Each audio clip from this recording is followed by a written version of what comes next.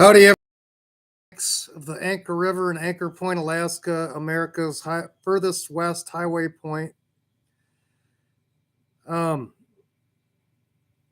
so I've been thinking a lot about this, and I've been starting to do it, but I've been unraveling the plans of the evil one, and I see how the evil one, ever since I was born and way before that, the devil has always tricked humanity. He's always seeking to destroy humanity, to divide us. Um, the evil one divides us by age, for instance, by class, by sex, by creed, by religion, by nationality, and any other way that he can possibly think of to divide us and to pit us against each other. And I've been seeing that the devil's been trying to use religion and trying to exploit religion to make it look like religion is patriarchal and that men are just oppressing women with religion. And the feminist movement is fully bought into that. And it's sad and it's wrong and it's absolutely not true. So I want to feature strong women in the Bible so that women can see that male and female are co-equal in the struggle against Antichrist. The devil is used since Adam and Eve, has used sex to destroy and to divide us. So yesterday I read the book of Judith, and I can't think of any man throughout history that did something as brave as what Judith did to save her people from the evil king Nebuchadnezzar.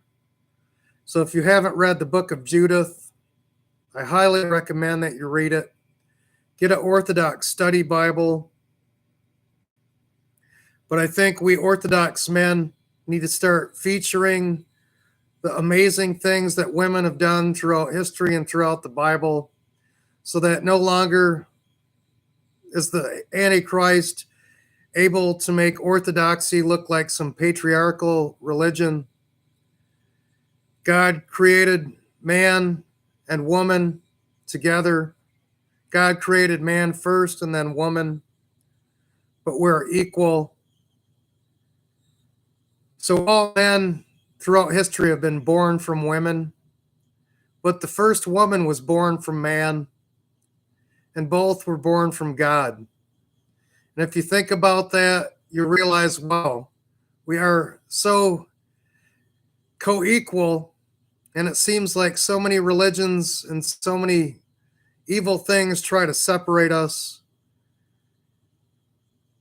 The feminist movement wants you to think that you can have some kind of a different food coloring coated candy type lifestyle, and that somehow that makes you better than everybody else.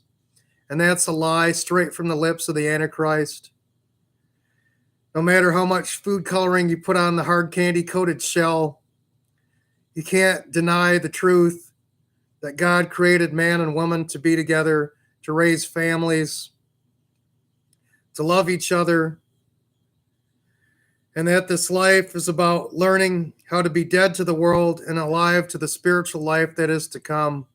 This life is too short to carry that much meaning. And God, when he sees that his fruits are ready for harvest, he takes people early from this world that have shown that they've already understood the lessons that they need to learn. And sometimes the people that learn the lessons early, he keeps on the world so that they can reach others and drive them away from the evil that the evil one tries to get them to believe, to get them to do, to the acts he tries to get them to perpetrate. So I just want to, for a while, start showing the wonderful things that women have done through the Bible, the brave and heroic acts And yesterday's reading of the book of Judith was a lot of that. And some of the book of Daniel tonight was some of that. But this is the book of Esther. So we're going to get into it. The author by tradition is Mordecai, 920 through 29. About 450 BC, after the fall of Babylon. Major theme, divine providence of God taking care of his people in adversity. When they pray to him and trust in him, the Jews fasted and prayed when they learned of an evil plot to destroy them. Esther, an orphan, was chosen by King Xerxes Ahasuerus to replace the Persian queen. It was because of her royal position that she was able to persuade the king to save her people. Similar patterns to the rise of Esther as queen may be seen in the rise of Joseph to the court of Pharaoh and the rise of Daniel in the court of Babylon. The book of Esther is an account of the Jews who chose to remain in Susa, Persia, after Cyrus gave them a decree to return to Jerusalem. Second Ezra 1:1 through 4. Thus, Second Ezra fits in time between chapters 6 and 7 of Esther, linking the book of Esther to the time of Ezra and Nehemiah. Haman's effort to eradicate the Jews is the last major effort to destroy them before the time of the Maccabees.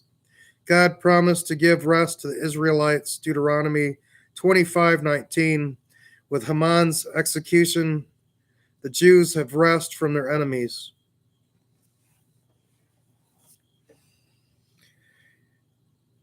Mordecai's prophetic dream. In the second year of the reign of great King Artaxerxes, on the first day of Nisan, Mordecai, the son of Jair, son of Shimei, son of Kish, of the tribe of Benjamin, had a dream. He was a Jewish man living in the city of Susa, a great man who served into the court of the king. He was from the captives Nebuchadnezzar, the king of Babylon, had deported from Jerusalem, Jeconiah, the king of Judah, and this was his dream. Behold, there was a noise and tumult, thunder and earthquake, confusion on the earth. Two great dragons came forth ready for combat. A great roar came forth from them, and from the sound of them every nation prepared to wage war against the nation of the just. And indeed it was a day of gloom and of darkness, tribulation and anguish, oppression, the great confusion upon the earth. The entire upright nation was troubled, fearing the evils against them. They were prepared to perish, and they cried out to God. And their cry there came forth, and it were from a small spring, a great river having abundant water. There was light, the sun arose, and the lowly were exalted, and they devoured the esteemed. Mordecai, who had seen this vision and what God was planning to do, awoke. He kept it in his heart and wished to ponder it until night. Then Mordecai rested in the courtyard with Gabbatha and Thara, the king's two eunuchs who guarded the courtyard. He overheard their words and considered their anxieties, and realized they were preparing to lay hands upon the king, and he informed the king about them. Then the king interrogated the two eunuchs, and they confessed and were led away to be executed. The king made a memorandum of these matters, and Mordecai also wrote about these matters. And the king commanded Mordecai to serve in the court, and he gave him gifts for his service. But Haman, the son, and Gethite was held in high honor before the king, and he sought ways to bring harm to Mordecai and his people because the two eunuchs of the king. King Artaxerxes' banquet, it came to pass in these matters in the days of Antichrist. This is the same Antichrist who reigned over the 127 provinces from India to Ethiopia in the days when King Artaxerxes sat on the throne in the city of Susa, that in the third year from his reign he gave a feast for his friends and the rest of the nations, for the nobles of the Persians and the Medes and the chiefs of the satraps. And after these things, that is, after he had displayed the wealth of his kingdom and the glory of his joy of his riches for 180 days, When the days of the celebration were completed, the king set forth a banquet in the court of the king's palace for 6 days for the people living in the city.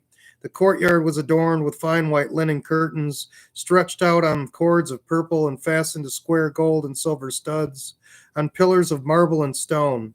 And the couches were of gold and silver on a mosaic pavement of emerald stone, mother of pearl and marble, and transparent coverings variously adorned with colorful flowers and encircled with embroidered roses. These were gold and silver cups and a ruby goblet set worth 30,000 talents, and there was an abundance of sweet wine, which the king himself drank.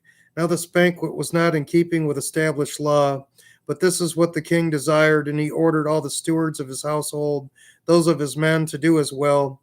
Queen Vashti also provided a banquet for the women in the royal palace of King Artaxerxes. Now, in the seventh day, the king was merry and told Mehuman, Bisthra, Harbona, Bigtha, Abagtha, Zathar, and Carcas, that 7 eunuchs, the servants of King Artaxerxes, to bring the queen before him, to enthrone her and to place the royal crown upon her, to show her beauty to the rulers and to the nations, for she was beautiful. But Queen Vashti did not heed his words and refused to come. With the eunuchs, the king was distressed and angry. The king said to his friends, Thus has Vashti spoken. Follow the law and justice concerning this. And Archasios, Sarsathios, and Memucan, the nobles of the Persians and Medes, those near to the king, and the first in rank by the king, went to him. They reported to him what laws was to be done to the queen Vashti, because she did not do as commanded by King Artaxerxes by the way of the eunuchs. And Memucan said to the king and to the princes, Queen Vashti has not only wronged the king, but also the king's rulers and nobles. He reported the words of the queen and how she contradicted the queen and how she disobeyed King Artaxerxes.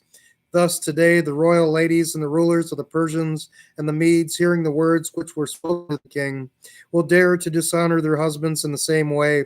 If it pleases the king, let him make a royal decree, and let it be written according to the laws of the Persians and the Medes, and let it not be declared otherwise. Let the queen no longer come before him, and let the king give her royal position to a woman better than she, and let the decree of the king, which he shall have made, be proclaimed throughout his kingdom. Thus wives will honor their husbands, from the poor to the rich. And the word pleased the king and the nobles, and the king did just as Memucan said. Then he set out to his entire kingdom throughout the provinces, according to their own language, that husbands be feared in their own houses.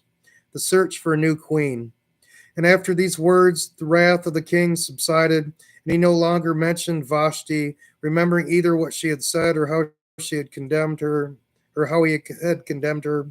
Then the king's servants who attended him said, Let beautiful young virgins be sought for the king, and let the king appoint officers in all the provinces of his kingdom, that they may gather all the beautiful young virgins of the city of Susa into the women's quarters, under which the custody of the king's eunuch, custodian of the women, and let beauty preparations be given them, and let the young woman who pleases the king be queen instead of Vashti.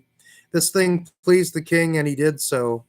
Now there was a Jewish man in the city of Susa whose name was Mordecai, son of Jair, son of Shimei, son of Kish, of the tribe of Benjamin, who was in exile from Jerusalem, whom Nebuchadnezzar the king of Babylon had taken captive. He had raised the daughter of Abihail, his father's brother, and her name was Esther. And when her parents died, he brought her up to be his wife, and she was beautiful.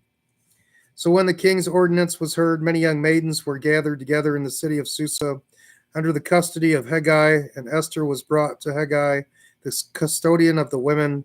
And this young woman pleased him and found favor in his sight. He hastened to give beauty treatments to her and her portion, and the 7 young maidens appointed to her from the palace. He himself treated her and her maidservants well in the women's quarters, but Esther did not reveal her people or her family, for Mordecai charged her not to reveal it. And every day Mordecai walked into the courtyard of the women to see what had happened to Esther. Now was the time for a young woman to go into the king, after she had completed 12 months. For thus are the days of preparation fulfilled, 6 months being anointed with oil of myrrh, and 6 months with perfumes and beauty treatments for women.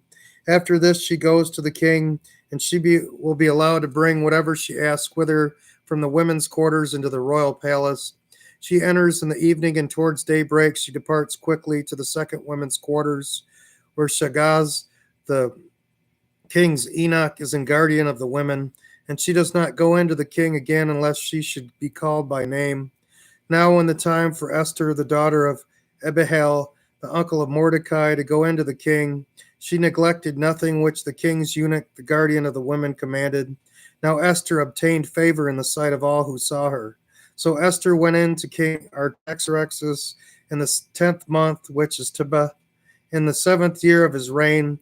And the king loved Esther, and she found favor beyond all other virgins, and he placed the queen's crown on her. And the king gave a banquet for all his friends and nobles for 7 days, and he exalted the marriage feast of Esther, and granted a release to those under his reign. And Mordecai was serving in the courtyard. Now Esther had not revealed her heritage, just as Mordecai commanded her when she was with him, which is to fear God and to keep his commandments, and Esther did not change her manner of life. Now 2 of the king's eunuchs, the chiefs of the bodyguards, were furious because Mordecai had been promoted, and they sought to kill King Artaxerxes, and the matter was made known to Mordecai, and he informed Esther, and she made the details of the plot known to the king.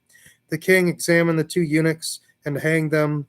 The king then ordered that a record remembering the goodwill of Mordecai be placed in the royal library.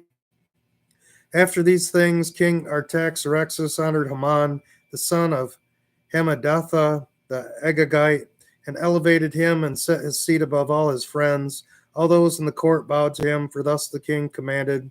But Mordecai refused to bow to him. Then those in the court said, Mordecai, Mordecai, why do you ignore the king's command?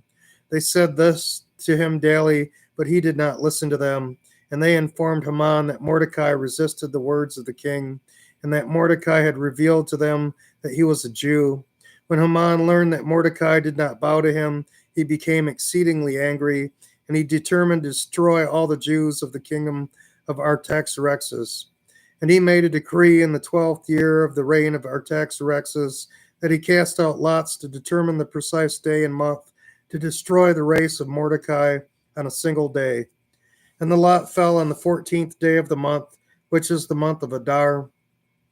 Then Haman spoke to King Artaxerxes, saying, There is a certain people scattered among the peoples throughout your kingdom. Their laws are different from all other people, and they disregard the king's laws. Therefore, it is not fitting for the king to let them remain. If it pleases the king, let him make a decree to destroy them. If so, I will pay 10,000 talents of silver into the king's treasury.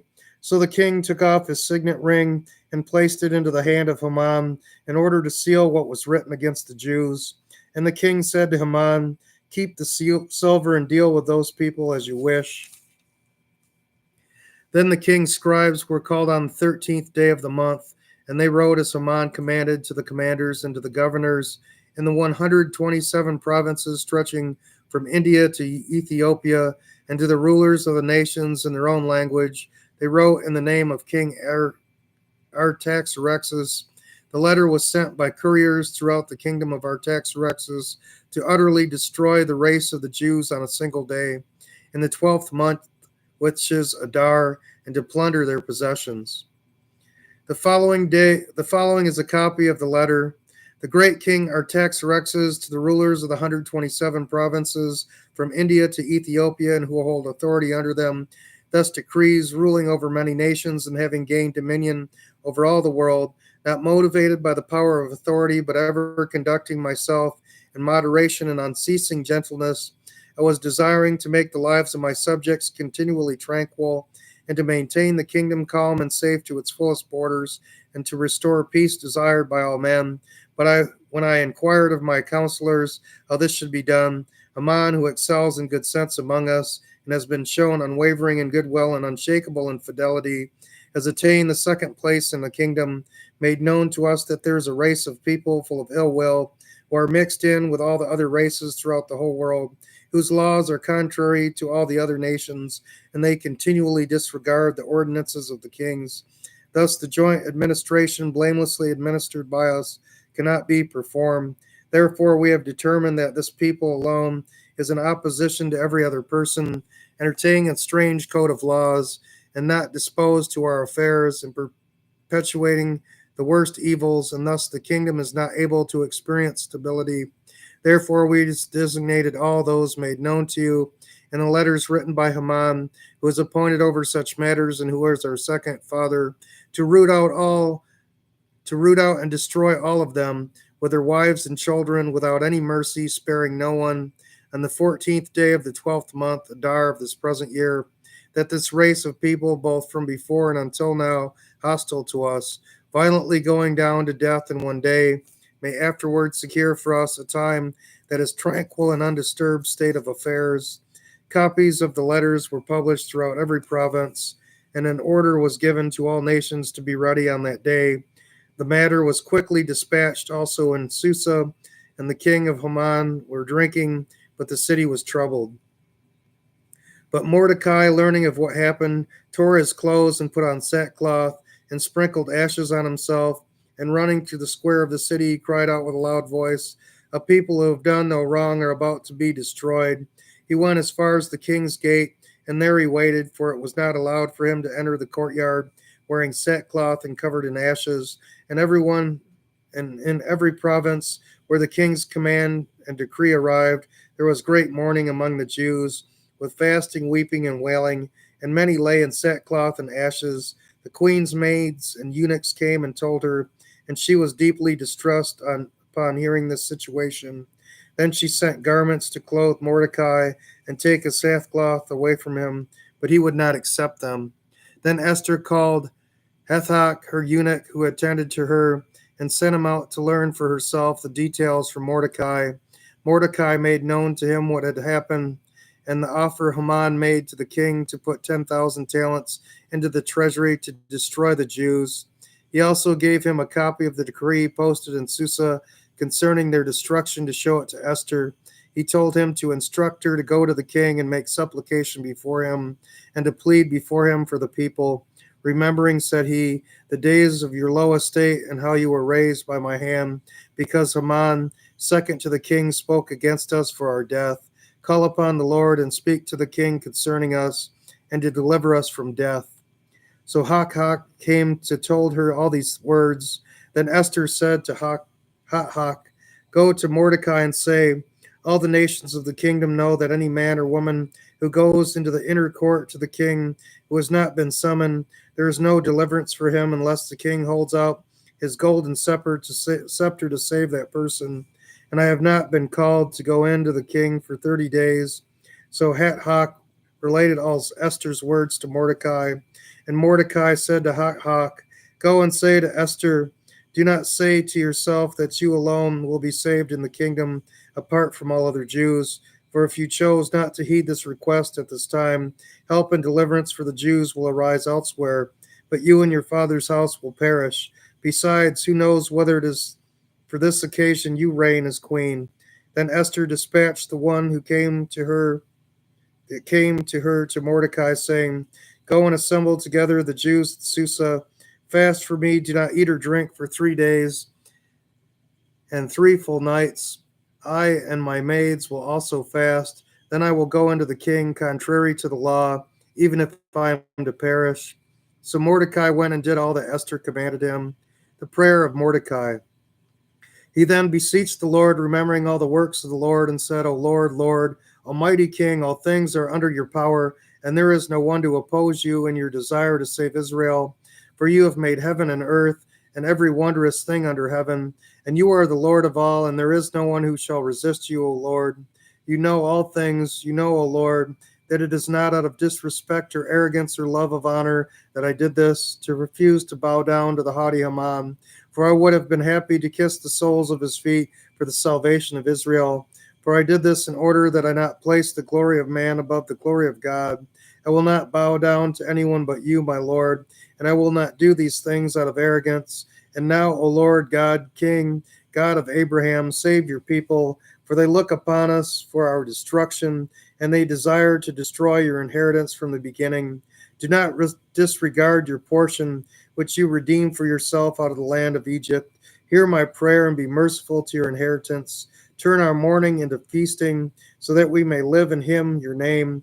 O Lord, do not destroy the mouth of those who praise you. Then all Israel cried out with all their might, for their death was before their eyes. The prayer of Esther. And Queen Esther, seized with the agony of death, fled to the Lord for refuge, and removing her royal garments, she put on the garments of distress and mourning. Instead of the magnificent perfumes, she covered her head with ashes and dirt. She humbled her body exceedingly. She set aside everything of her worldly joy, and her hair was unkempt.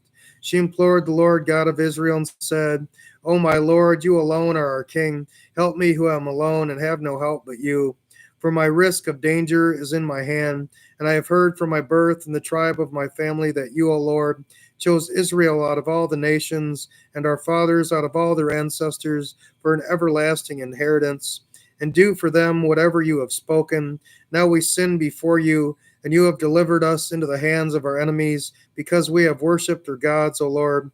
You are righteous, but now they are not satisfied with the bitter state of our bondage, but they have pledged to their idols to abolish the decree you have spoken, and to destroy your inheritance, to close the mouths of those who praise you, and to extinguish the glory of your temple and your altar, and to open the mouths of the heathen to proclaim the virtues of their false gods, and to extol a human king forever. O Lord, do not give your scepter over to those who are not. Do not let them laugh at our fall, but turn their counsel against themselves, to make an example of one who rules against us. Remember us, O Lord. Manifest yourself in the time of our affliction, and encourage me, O King of gods and ruler over every power. Grant to my mouth proper words in the presence of the lion, to turn his heart to a hatred of our enemy, so that he and those agreeing with him may perish. Save us by your hand, and help me, who am alone and have no one but you, O Lord.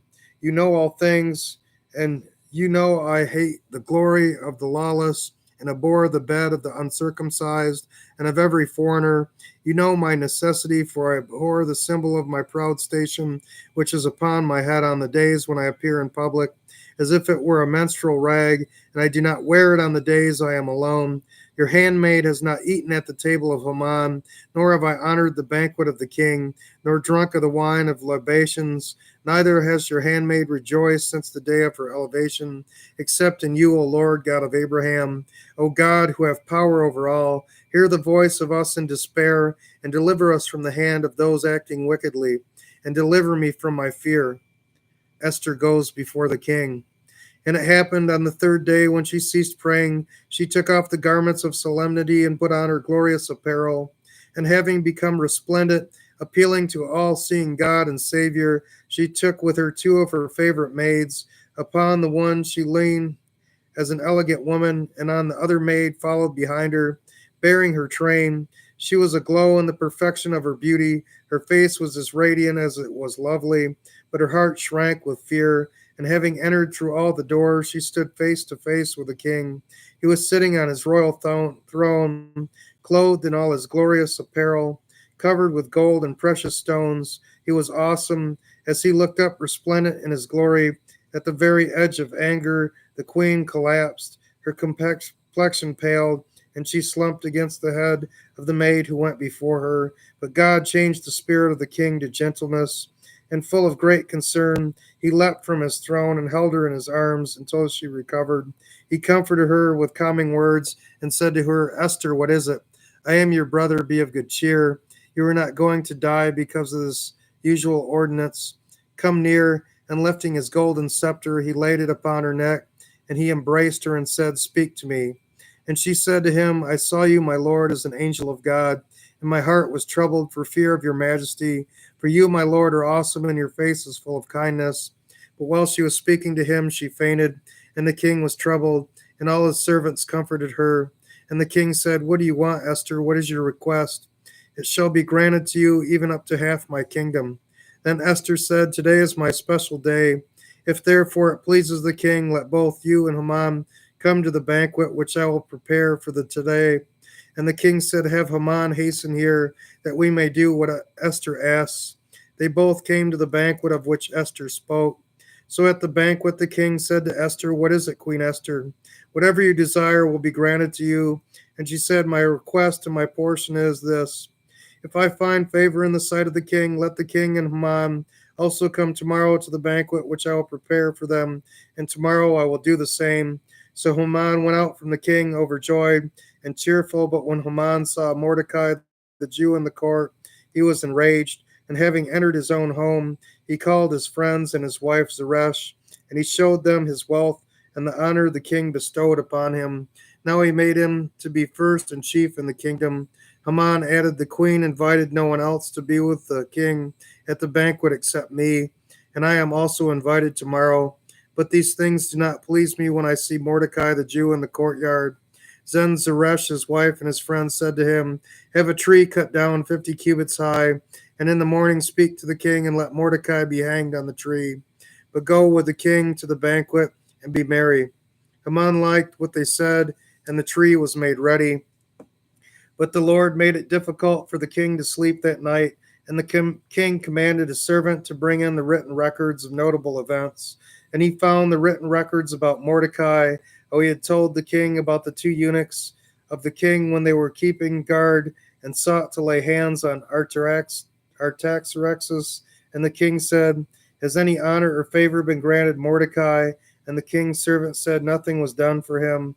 And at the same time the king asked about the goodwill of Mordecai. Behold, Haman entered the courtyard. The king said, who is in the courtyard? Haman had come in to talk to the king about hanging Mordecai on the gallows he had prepared. And the king's servant said, behold, Haman is standing in the courtyard. And the king said, let him come in. The king said to Haman, what should I do for a man whom I wish to honor? And Haman thought to himself, who would the king wish to honor but me? So Haman said to the king, as for the man whom the king wishes to honor, have the king's servant bring the royal robe the king wears along with the horse he rides, and let these be given to the king's honored friends, and let him clothe the man whom the king loves, and then mount him upon the horse, and let it be proclaimed in the city square, saying, thus it shall be done for every man whom the king honors. Then the king said to Haman, you have spoken well. Thus you shall do to Mordecai the Jew, the one serving in the courtyard, and let no word you have spoken be overlooked. So Haman took the robe and the horse, and arrayed Mordecai with the robe, and mounted him on the horse. And he went throughout the city square, and proclaimed, be done to every man whom the king honors. Mordecai returned to the courtyard, but Haman returned to his own quarters, grieving with his head down. And Haman related these events to his wife Zeresh and his friends. Then his friends and wife said to him, if Mordecai, before whom you are beginning to fall, is of the Jewish race, you will not be able to defend against him, for the living God is with him. While they were still speaking, the king's eunuchs came to hasten Haman to the banquet which Esther had prepared. So the king and Haman came to the banquet to drink together with the queen. And the king said to Esther on the second day of the banquet, what is it, Queen Esther? What is your request? What is your petition? Let it be granted to you, even up to half my kingdom. She said in reply, if I had found favor in the sight of the king, let my life be given to me at my request, and my people at my petition. For both I and my people are sold into destruction, pillage, and bondage. We and our descendants have already been enslaved as male and female slaves, and I refuse to listen to this, for the accuser of my people is not worthy of the king's court. Then the king said, who is this who dared to do this thing? And Esther said, the enemy is this wicked man Haman. Then Haman was troubled before the king and the queen. The king arose from the banquet and went into the garden, but Haman was pleading with the queen, for he realized that he was in desperate circumstances. The king returned from the garden, and Haman, while entreating the queen, had fallen upon the couch. And the king said, so, will you force yourself upon my wife in my own house? And hearing this, Haman changed his countenance. Then Harbona, one of the eunuchs, said to the king, look, Haman has prepared a gallows for Mordecai, the one who spoke for the benefit of the king. A gallows 50 cubits high has been set up at Haman's place. The king said, hang him on it. And Haman was hung on the gallows he had prepared for Mordecai. Then the wrath of the king was appeased. On that day, King Artaxerxes gave Esther everything belonging to Haman the accuser, and Mordecai was summoned before the king because Esther made known his relationship to her. The king then took the signet ring he had from Haman and gave it to Mordecai. Then Esther appointed Mordecai over everything that belonged to Haman. Again, she fell down at the feet of the king, and she implored him, "Remove all the evils of Haman had done to the Jews." Then the king held out his golden scepter towards Esther. So Esther arose and stood beside the king and said, "If it seems good to you, and I have found favor, let a letter be sent out to revoke the letters sent out by Haman, which were written to annihilate all the Jews in your kingdom. For how can I be able to look upon the oppression of my people? How will I endure the destruction of my countrymen?" Then the king said to Esther, "Since I granted you everything that belonged to Haman and hung him in the gallows because he laid hands on the Jews, what else do you want? Write it yourselves in my name as it seems good to you, and seal it with my ring. For whatever is written by my command of the king and sealed with my ring cannot be revoked." So the scribes were summoned in the first month, which is in Nisan, on the 23rd day of the same year. For whatever was ordered was written to the Jews, to the local governors, and to the chiefs of the satraps from India, as far as Ethiopia. 127 provinces, to every place according to their own language. So it was written by the authority of the king and sealed with his ring. And the letters were dispatched by couriers. And he commanded by these letters the Jews were to exercise their own laws in every city, to be of help to each other, and to treat their adversaries and those who were pressing them as they wished. This was to take effect beginning on the day throughout all the kingdom of Artaxerxes, the 13th day of the 12th month, which is Adar. The new decree. The following is a copy of the letter.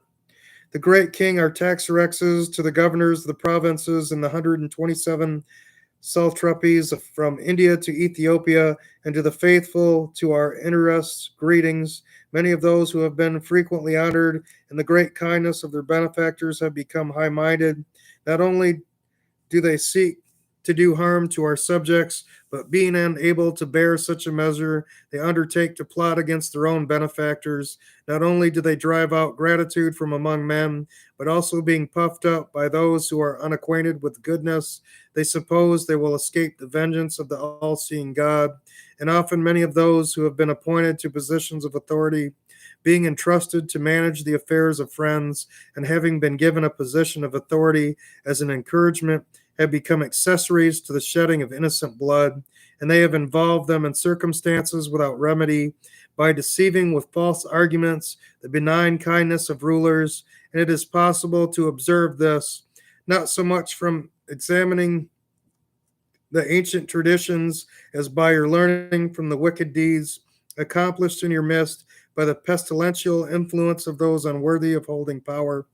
We must be on guard for the future, that we maintain the kingdom undisturbed and peaceful for all the people, making the most of changes and always judging fairly in the matters coming to our attention. Thus Haman, the son of Hammedatha, a Macedonian, certainly not of Persian blood, but differing greatly from our kindness, and having been hospitably received by us, received such a large share of the benevolence which we have for all peoples, that he was even publicly proclaimed to be our father, reverenced by all. He attained the rank of second to the royal throne, but unable to bear his dignity, he endeavored to deprive us of our kingdom and of our life. And by very twisted methods of deception, he demanded the destruction of our deliverer and constant benefactor, Mordecai and Esther, the blameless consort of our kingdom, together with their whole race. For through these ways he expected to catch the nation of the Persians undefended, and to guide the Macedonians to victory. However, we find that the Jews who have been consigned to the destruction by this terribly wicked man are not criminals, but live by most just laws. We find them to be children of the Most High, most mighty living God, who has guided the kingdom both for us and for our forefathers in the most excellent manner. Therefore, you will do well to disregard the letters sent by Haman, the son of Hammedatha, because he who has produced these has been hanged at the gates of Susa, along with his whole household. For God Almighty, who rules over all things, swiftly rendered a just judgment on him. Therefore, post a copy of this document publicly in every place, making it known that the Jews are to follow their own customs and join in supporting them, so that on this day set for their destruction, the 13th day of the 12th month Adar, they may defend themselves against those who would attack them. For God, who holds power over all things, has made this a day of gladness for them instead of a day of destruction of a chosen race. Therefore, celebrate this outstanding day among your named feasts with all rejoicing, so that both now and in the future it may be deliverance for us and for our well inclined Persians, and for those who plot destruction against us, a remembrance of destruction. And every city or province whatsoever which shall not act in accordance with these things shall be mercilessly destroyed with spear and fire. It shall be made impassable not only to men, but even to wild animals and birds forever. Let copies of this decree be posted conspicuously throughout the kingdom, and let all the Jews be ready on that day to fight against those who oppose them. So horsemen were sent out quickly to carry out the king's commands, and a decree was also posted in Susa. Then Mordecai went out robed in royal raiment, having a golden crown and a diadem of fine purple linen. And seeing him, the people of Susa rejoiced, and there was a light and gladness for the Jews. In every city and province where the decree was published, where the proclamation was posted, there was joy and gladness among the Jews, feasting and good cheer, and many of the Gentiles were circumcised and lived in the Jewish way because of the fear of the Jews. Glorious Esther. What a wonderful story of a heroic woman defeating an evil man that sought to destroy the whole Jewish race from the earth. There's so many powerful women in the Bible, and it needs to be brought out. More women need to see that they've been deceived by the Antichrist into thinking somehow orthodoxy is patriarchal, but men and women are co-equal in life. It's a beautiful thing that God created, that man should be with woman and woman should be with man and enjoy the beauty of having children. Children are arrows in the quiver. What a beautiful thing that God has created for us here. Don't let the Antichrist continue to destroy marriage, to destroy family. Don't let these artificially candy-coated colored candies keep spreading their lies and hate through the serpent. This is just more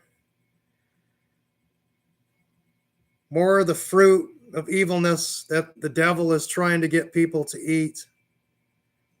Let's take family back in America. Let's reunite man and woman together against their true enemy, which is the Antichrist, so that together we can stand united and to defeat the evil one and this evil influence which is destroying our country and the world, this evil pestilence of this woke system that's destroying the United States and the world. God has already given us the victory. It's up to us to accept the victory and to take our power back. Don't let any more children be fooled. Don't let any more families be destroyed. Don't let any more men and women grow old being alone and without family. We need to find love in America again. And this is why I'm going to be doing more stories about powerful women in the Bible and powerful women saints. There's so many amazing saints that did so many amazing things for people. Saint Eudokia, Saint Xenia. Oh, there's so many. Soon to be Saint Blessed Mother Olga, whose icon is on my wall. So I hope other people They're trying to bring orthodoxy to everybody in America. See these things that I'm doing and pick up and keep carrying the baton so that we can destroy the evil one. God bless all of you. I love you so much.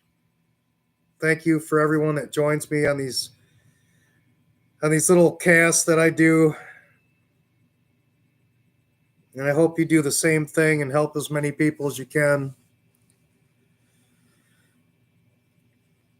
I talked to another friend who has a channel, and hopefully he's going to be doing some stuff like this.